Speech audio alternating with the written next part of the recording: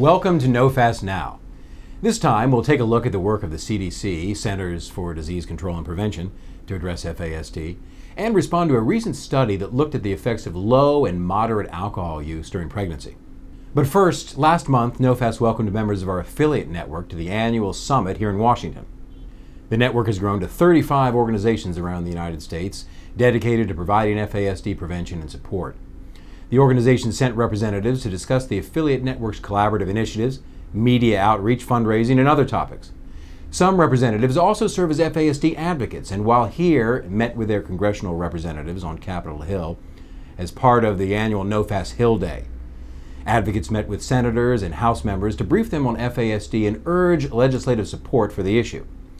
This year, we also had a terrific group of students from Urbana High School in Frederick, Maryland, who were part of the very first youth delegation. It is my first time up on Capitol Hill, and I am here in support of education on fetal alcohol spectrum disorders. My mom was a young teenager when she had me, so and I don't know what she did. I believe she was a good person, so it was a little personal, and it was a great experience coming to DC and talking to senators. On our last program, we reported that the President's budget proposed a nearly 90% cut in the funding that supports the FASD Center for Excellence and proposed a reorganization of the funding structure at the CDC's division addressing FASD. The Senate has rejected both of these proposals and instead recommended funding for FASD at no less than the current year. We'll be watching as the House makes their recommendations this month. Also, last month, NOFAS held our 23rd Annual Leadership Awards benefit. I remember when just a handful of family members attended our awards benefit, so it was thrilling to look across the room at this year's benefit and see FASD advocates from all over the country. Momentum is growing, and we feel very hopeful for the future of the FASD field.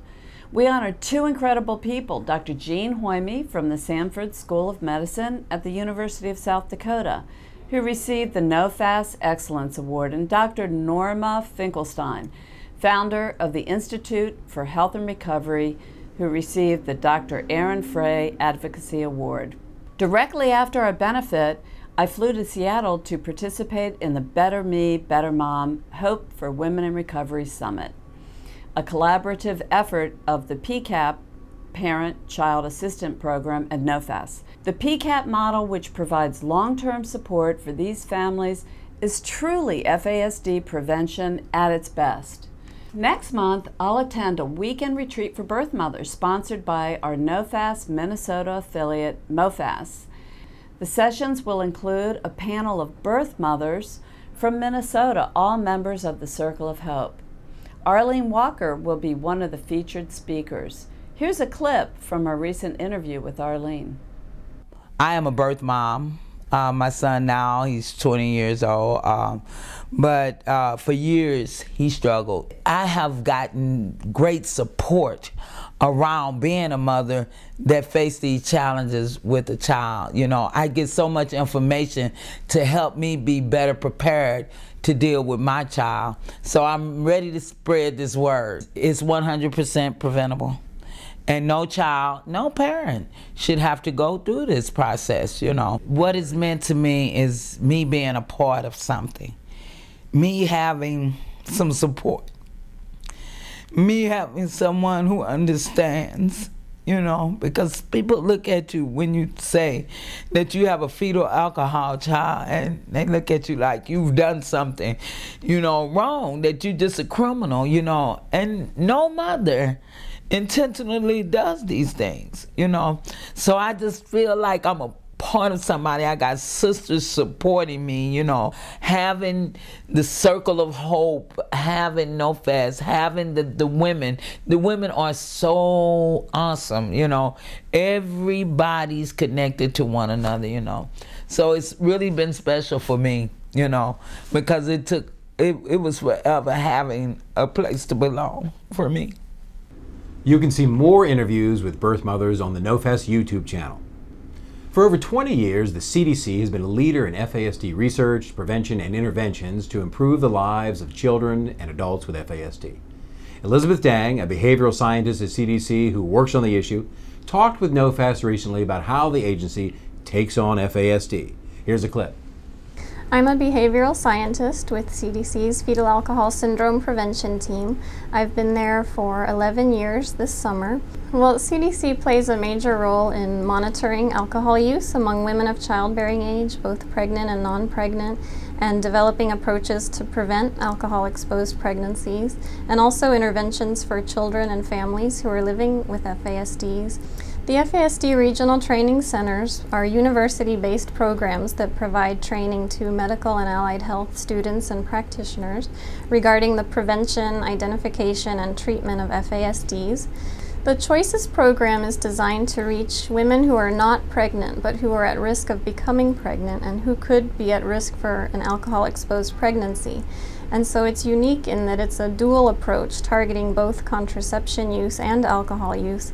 Recently, CDC launched an app specifically for fetal alcohol spectrum disorders that can be used with your iPhone, iPad, or iPod Touch.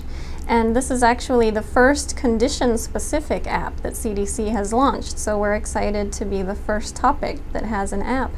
This app can help you find the latest information on alcohol use during pregnancy and FASDs. The full interview with Elizabeth will be available on the NOFAS YouTube channel. Next month, I'll be traveling to the CDC to participate in a meeting that is the first step in an initiative focused on screening and brief intervention for alcohol use, or SBI. NOFAS and the American College of OBGYNs, or ACOG, are working with the CDC to have SBI included as part of the routine standard of care for primary care physicians. 25% of Americans engage in risky drinking, resulting in devastating healthcare effects and massive socioeconomic costs. Given that, it's surprising that we're not already routinely screening for alcohol use. I was shocked to learn that it actually took 20 years to get blood pressure monitoring incorporated into the standard of physician care. So I guess these changes don't come about quickly. Well, there's a great deal of discussion surrounding 5 new research papers from a Danish study that found no serious effects on 3 neurodevelopmental functions in 5-year-olds of mothers who drank low to moderate amounts of alcohol, up to 8 drinks per week during pregnancy.